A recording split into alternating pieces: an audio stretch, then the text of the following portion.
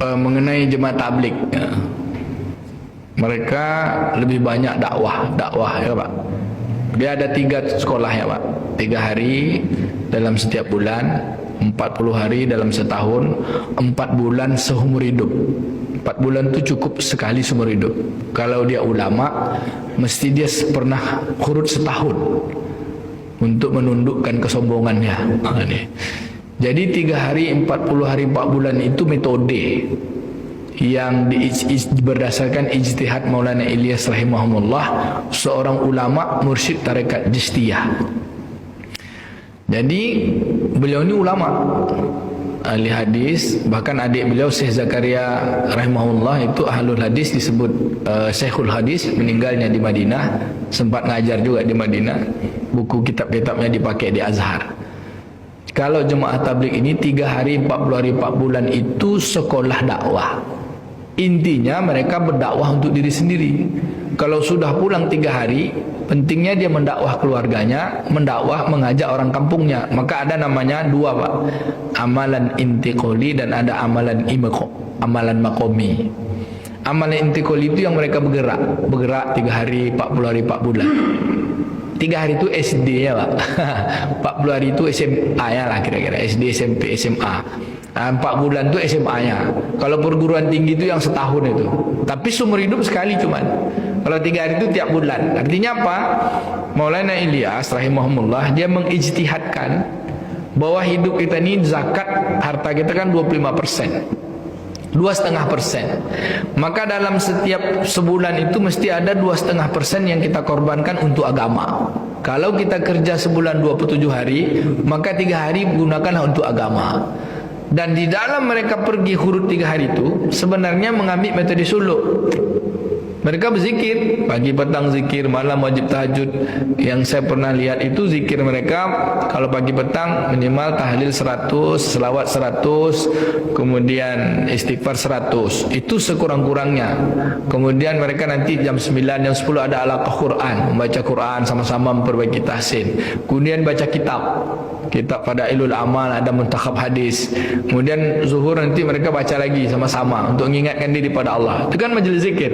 Nanti baru sore disebut mereka jauhlah mengunjungi orang-orang. Ini yang betul dakwah tu Pak. Kalau yang gini kita sekolah nih Pak. Kalau ini taklim. Kalau dakwah tu mana? Jemput orang tarik. Rasulullah SAW bukan pada fase awal Mekah saja Pak. Sampai Nabi wafat, bahkan di zaman sahabat, bahwa jumlah sahabat itu 124.000 orang sahabat yang meninggal di Madinah, dikuburkan di Baqi itu hanya sekitar 11.000. Yang 100.000 lagi kemana? Itulah mereka pergi dakwah ke semua negeri, termasuklah ke Cina, ke Nusantara, yang paling banyak ke negeri Syam. Maka metode itu ijtihad dari Maulana Ilyas rahimahumullah. Apakah mereka berzikir? Zikir Pak. Bahkan kalau mursyidnya tarekat masuk jemaah tabligh, tambah dahsyat. Makanya pesantren jemaah tabligh di Indonesia ini ada 2 kan tempatnya. Pertama di Temboro, di tempat Syekh Huzair Taifur Abdullah almarhum, kemudian adik beliau Gus Ubaid, itu orang-orang tarekat Naksabandiyah Khalidiyah. Mereka tersambung itu. Kemudian jemaah tabligh yang di Magelang itu di Pondok Pesantren Payaman. Dulu Syekh mursyidnya adalah Kiai Mukhlisun Allah yarham, itu adalah tarekat Saziliyah. Jadi orang-orang tabligh ini adalah orang-orang tarekat Pak. Cuman kadang-kadang yang baru keluar 3 hari, 40 hari ini macam dia aja lah yang paling apa ya Pak? Ngajak orang. Memang betul ngajak itu dahsyat. Wa man ahsanu qaulan mimman da'a ilallah. Siapakah orang yang paling baik perkataannya kecuali orang yang mengajak kepada Allah? Dan ada penjelasan, kalau kita mengajak dengan harta sendiri, kita mengorbankan uang sendiri, meninggalkan keluarga, ngajak orang taat kepada Allah, lalu ketika diajak tuh orang marah sama kita, orang benci sama kita, orang tak suka dengan kita, di saat itu apa yang terjadi Pak? Antara kita sama Allah itu kan, kita kan bukan punya harapan ingin dihargai kan Pak. Apa yang terjadi? Di saat itu, ya Allah, saya tengoklah ada beberapa bupati, ada pegawai-pegawai yang Pak Wali Kota Dumai misalnya, dibawanya kepala-kepala dinas pergi ke Rupat. Tapi tidak mabit itikaf, tak di masjid, kena kepala dinas tidurnya di hotel. Terus solat subuh. Habis solat subuh nanti kepala dinas suruh ngajak orang. Apa dia bilang? Buat kepala dinas ngajak taat kepada Allah payah tapi. Tapi kalau ngajak-ngajak untuk minum kopi bisa. Nangislah kepala dinas tu. Ya Allah, berat betul ngajak orang. Apa yang terjadi Pak dalam kita mengajak Allah kepada Allah Taala lalu orang menolak?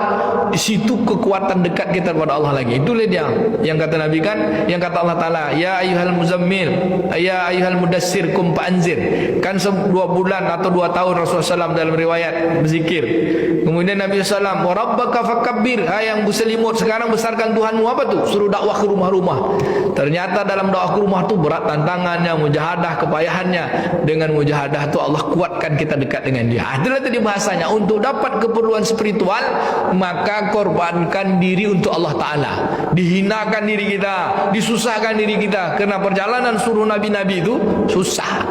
Untuk apa? Untuk dapatkan nikmatnya bersama Allah.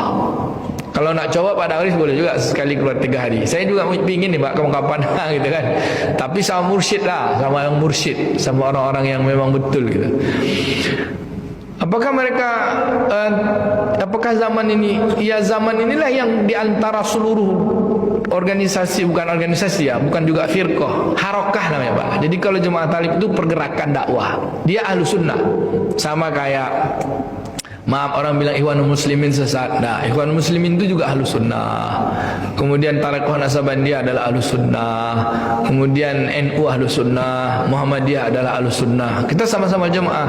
Kenapa? Kita semua adalah harokah, pergerakan yang mengajak taat kepada Allah. Kapan kita baru disebut firqah? Ketika kita berpisah dari umat Islam. Kita nyalahkan orang.